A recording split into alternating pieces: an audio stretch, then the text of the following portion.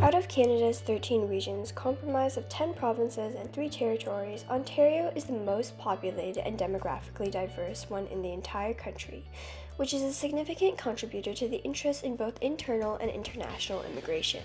Today you will understand more about Ontario's human geography through this informative video provided by the Department of Citizenship and Immigration of Canada.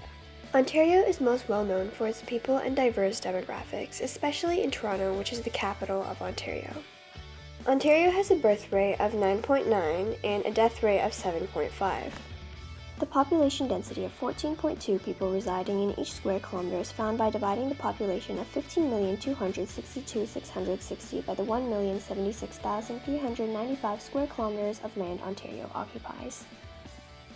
The top ethnicities are represented by this chart, placing European at the top, making up 67.8% of the population, followed by South Asian and Middle Eastern, which are countries like India, Iran, Egypt, and more, which together form 11.5%, then East and Southeast Asians, which include China, Korea, Japan, etc., covering 10%. With diversity of ethnicities comes diversity in religions stemming from the cultures and families of different ethnic groups, which is shown in this chart. Roman Catholicism is practiced by 31.4% of the population, placing them at the top. Following is Christianity at 23.5%, then Islam at 4.6%, leading us to Judaism, which makes up 1.5% of the population. 23% of the people have no affiliation with religion. Next, the ages of the population is represented by this population pyramid from 2021 comparing Ontario to the country as a whole. The purple represents Canada while the gray is Ontario. As you can tell, Ontario compared to Canada is quite similar. There is a bulge for 60 to 65-year-olds for both men and women. There is an increased population of older people while birth rates are lower. This could be because there's a rising trend in urban areas of less interest in beginning families and the adequate free healthcare which allows people to live longer in this province. There are slightly more women than there are of men in Ontario. Together, the average age is 41.6 years old. Now to talk about migration. Canada's natural increase rate is decreasing, which means we rely on a steady immigration rate to maintain the population. Many immigrants choose to settle in the GTA area because of its urban accessibility and cultural diversity, where they can find familiar communities that make the transition easier. 30% of the total population of Ontario were immigrants.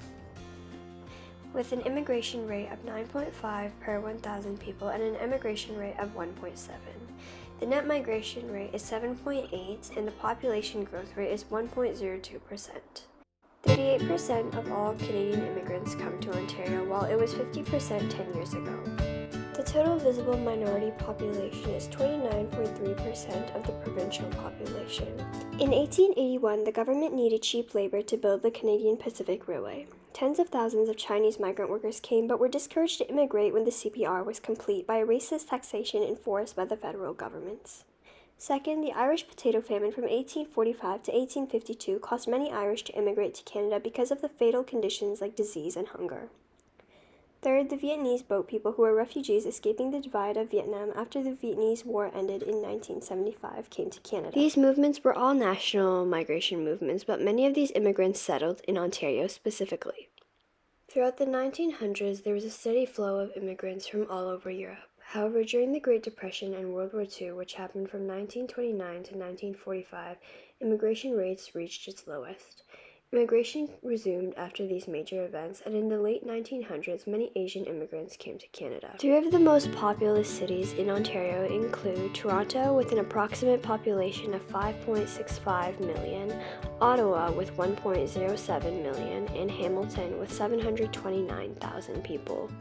The blue in this chart represents urban, while red represents rural. You can see the clear, steady increase of urban settlement over the years with the blue bar graph. A big issue with rural communities is maintaining a stable population as urban cities become more attractive to younger generations because of the accessibility and career opportunities. In this diagram, you can see a representation of rurality. Ontario in general has a lot of farmland and retained natural beauty where a limited number of people reside. But compared to other provinces, it is one of the more populated areas. The darker the green, the more rural the region is. 13.8% of Ontarians live in rural regions. There are 133 First Nation communities located across Ontario, which makes up 23% of all Indigenous peoples in the country. Many of whom reside off-reserve are in the north in places like Dryden, North Bay, and Timmins, explaining the higher rurality. Ontario's GDP is $763.276 billion, and per capita it's $55,322. 7.5 million people are employed, and the median household income is $74,287.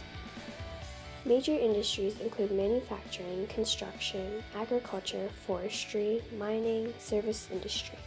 Tourist destinations include the CN Tower in Toronto, Ontario, Whistler in BC, where you can go ski and snowboard, Banff in Alberta, Niagara Falls, Parliament Hill, and Quebec City. Along with growing populations comes the need for energy. In 2017, Ontario used 152 terawatts of power, in which 40% of it was renewable energy and 60% was nuclear. A persisting issue in Canada, but Ontario especially, where the ability to provide is there but no action occurs, is Indigenous rights. Indigenous people have been discriminated against in inhumane ways in the past and are still disadvantaged now, while reconciliation is a process the government has been trying to achieve. Indigenous women are more likely to be kidnapped and less likely to be found. Children have less of a chance to receive proper education, and even basic resources like clean drinking water is lacking in Indigenous communities, while it is a guarantee in other parts of the province. Now that you know all about this province, you can make an informed decision on whether or not Ontario is your kind of scenario.